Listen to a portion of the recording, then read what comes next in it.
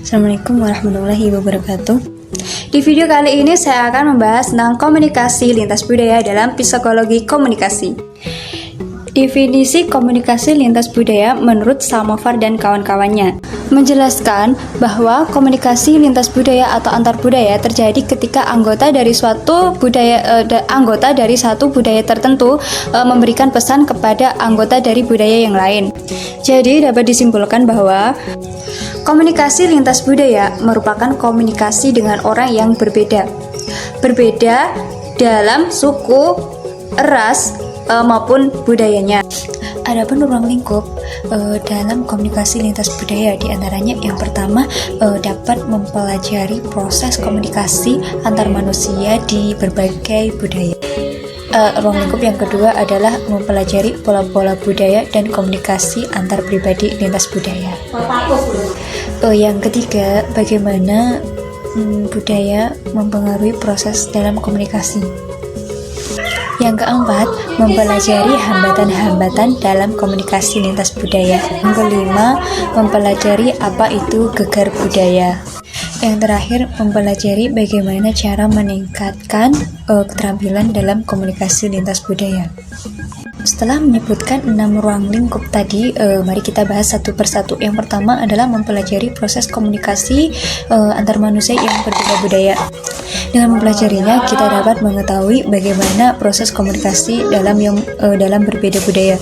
Maksudnya gini, di Indonesia memiliki berbagai daerah, misal seperti daerah Sunda sama Jawa. Selanjutnya yang kedua, mempelajari perbandingan pola-pola budaya dan komunikasi antar pribadi lintas budaya. Nah, pola-pola budaya itu yang pertama corak komunikasi yang berbeda. Yang kedua adalah sikap yang berbeda terhadap konflik. Yang ketiga cara pengambilan keputusan yang berbeda. Selanjutnya mempelajari bagaimana budaya dapat mempengaruhi proses komunikasi. Maksudnya ini adalah hubungan timbal balik antara komunikasi dan budaya yang penting untuk dipahami, karena dengan budayalah orang-orang tersebut dapat belajar komunikasi.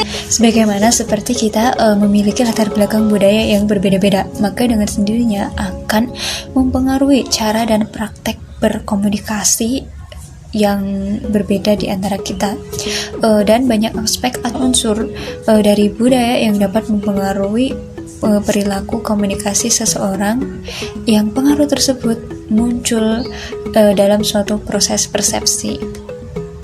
Yang keempat adalah dapat mempelajari atau mengetahui hambatan-hambatan yang terjadi dalam komunikasi lintas budaya. Salah satunya hambatan dalam komunikasi tersebut adalah bahasa.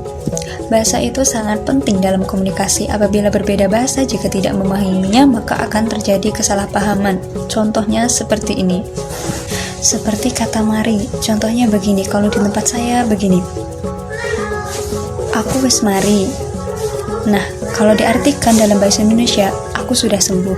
Tapi kalau diartikan di tempat lain, jadi kalau di tempat lain aku wis mari itu artinya aku wis pergi, aku sudah melaluinya gitu. Jadi kalau di tempat saya mari itu artinya sembuh, tapi kalau di tempat lain mari itu artinya kayak sudah melakukan, sudah melalui begitu. Yang kelima, mempelajari atau mengetahui apa itu gegar budaya. Gegar budaya merupakan situasi yang dialami oleh orang. Contohnya seperti ini. Kalau kalian orang yang luar Jawa, terus kuliah di Jawa, otomatis kan akan berbeda budaya dan berbeda bahasa. Nah, situasi saat itu kalian merasakan perbedaan bahasa dan perbedaan situasi, kondisi. Nah, seperti itulah gegar budaya.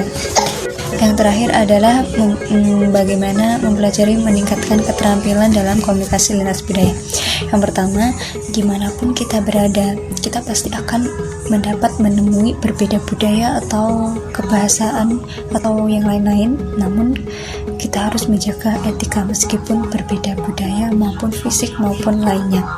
Yang kedua adalah berbicara dengan perlahan. Yang ketiga, berlatih mendengarkan. Yang keempat, tunggu giliran bicara. Jadi kalau ada orang bicara, jangan memotong pembicaraan dahulu sebelum ada waktu giliran untuk berbicara. Yang kelima, berhati-hati dalam bergurau. Jadi bergurau kita itu terkadang belum tentu lucu, terkadang itu gurauan kita itu bisa dapat menyinggung perasaannya. Jadi sangat-sangat berhati-hati dalam bergurau. Kita harus mengetahui budaya mereka, komunikasinya bagaimana. Nah, jika setelah mengetahuinya, nah kita bisa bergurau sesuai dengan kegurauannya mereka supaya tidak menyebabkan kesalahpahaman, tersinggung maupun terjadi konflik hanya gara-gara bergurau. Seperti itulah pengertian komunikasi lintas budaya dan ruang lingkupnya. Oke, sampai di sini pembahasannya, dan semoga bermanfaat. Dan apabila ada kurang lebihnya, saya mohon maaf. Akhiran, wassalamualaikum warahmatullahi wabarakatuh.